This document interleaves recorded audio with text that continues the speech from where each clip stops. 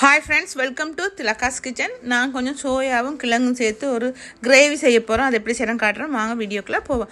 இப்போ சோயாவை சுடு தண்ணிக்குள்ளே போட்டு நல்லா பிழிஞ்சு எடுத்து அதில் மஞ்சள், தனி மிளகாத்தூள், உப்பு சேர்த்து நல்லா மிக்ஸ் பண்ணி அதை ஒரு 2 நிமிஷம் அப்படியே வச்சுட்டு இன்னும் ஒரு பாத்திரத்தில் அதுக்கு மசாலா செய்கிறேன். பெருச்சீரகம் அரை தேக்கரண்டி, மிளகு அரை தேக்கரண்டி, கருவேப்பட்டை 2-3 பீஸ், ஏலக்காய் 3, கராம்பு ஒரு 4-5 சேர்க்குறோம்.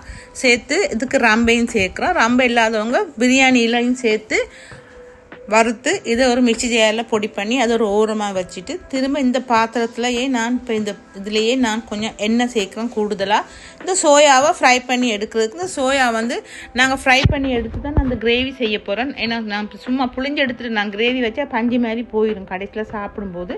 அதனால அந்த சோயாவை நல்லா ஃப்ரை பண்ணி எடுத்துகிட்டு 3 உருளைக்கிழங்கு அவிய விட்டு எடுத்து வச்சுருக்கிறேன் கட் பண்ணி. இப்போ அதே எண்ணெயிலேயே நான் இந்த வெங்காயத்தை போட்டு நான் வதங்க விடுறேன்.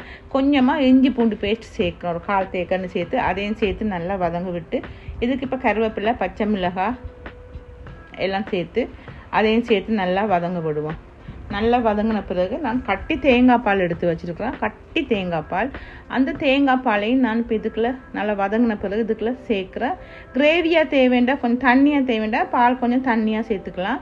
இப்போ இதில் கொஞ்சம் மஞ்சத்தூள் நான் சேர்க்குறேன். சேர்த்து குழம்பு மிளகாத்தூள், எங்களோட வீட்டில் நாங்கள் செய்கிற குழம்பு மிளகாத்தூள் ஒரு 2 தேக்கரண்டி அளவு காரத்துக்கு சேர்க்குறேன். கூடுதலாக சேர்க்குறேன்னா கூடுதலாக சேர்க்கலாம், இதே போதுமான அளவான காரம்.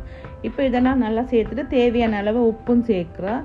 உப்பும் சேர்த்து இதை நல்லா மிக்ஸ் பண்ணுறோம். மிக்ஸ் பண்ணிவிட்டு இப்போ இந்த சோயா மீட்டையும் கிழங்கையும் நல்லா சேர்த்து நல்லா மிக்ஸ் பண்ணி பிரட்டலாக எடுக்க போகிறோம். ரொம்ப தண்ணியாக தேவைண்டா கொஞ்சம் குழம்பாக தேவைன்னா குழம்பாக செய்யலாம். இப்போ நான் கொஞ்சம் தண்ணி பால் கொஞ்சம் சேர்க்குறேன். சேர்த்து இதெல்லாம் நல்லா மிக்ஸ் பண்ணிவிட்டு நான் பொடி பண்ணி வச்சுருக்கிறேன். இப்போ இந்த மசாலா உண்டு, பெருஞ்சீரகம், மிளகு, கருவேப்பட்டை இதெல்லாம் நல்லா பொடி செய்து இப்போ இதோட நான் சேர்த்து அந்த மிக்சி ஜாரில் இருக்கிறத சேர்த்து அதில் கொஞ்சம் தண்ணியும் விட்டு மிக்ஸ் பண்ணி அதையும் சேர்த்து இதை நல்லா பிரட்டலாக இருக்கும். இது வாசனையாக இருக்கும். நல்லா சாப்பிடும்போது மட்டன் ஒரு டேஸ்ட்டு வரும். இந்த சோயா மீட்டும் கரையாமல் நல்லா கிறிஸ்பியாக நல்லா சிக்கன் மட்டன் மாதிரியே இருக்கும். இது அவ்வளோ டேஸ்ட்டாக இருக்கும். இதுக்கு இப்போ ஒரு பாதி எலுமிச்சம்பழம் நான் புளிய போகிறேன். சின்ன எலுமிச்சம்பழமாக பாதி எலுமிச்சம்பழம் புளிஞ்சு இந்த கிரேவி இப்போ ரெடி ஆகிட்டு இதுக்கு கொஞ்சம் உப்பு காணாமல் இருக்கும், உப்பும் கொஞ்சம் சேர்த்துக்கலாம். சேர்த்து இப்போ நல்லா இது பிரட்டலாக வந்துட்டுது.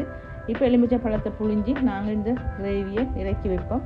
இது சின்ன சின்ன வீடியோலாம் நான் போட்டிருக்கலாம், பார்த்துப்பீங்க. உங்கள் எல்லாத்துக்கும் பிடிச்சிருந்தா லைக் பண்ணி ஷேர் பண்ணி சப்ஸ்கிரைப் பண்ணுங்கள்.